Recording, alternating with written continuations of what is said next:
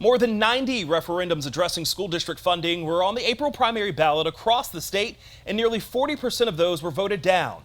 That was the lowest rate for a midterm or presidential election in the state since 2010. Political reporter Darielle Fair spoke with researchers about why certain districts are starting to see that shift.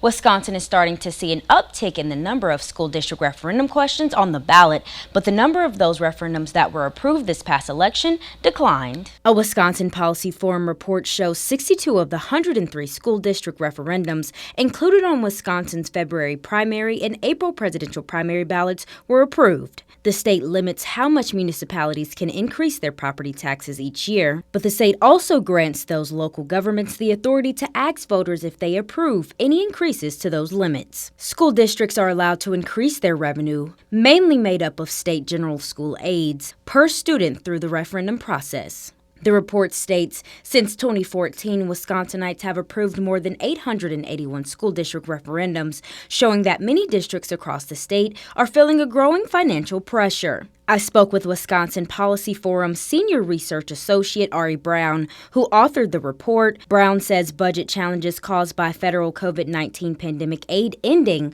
will be another reason for an increase in referendum questions this year. Being able to keep up with inflation, retain their teachers,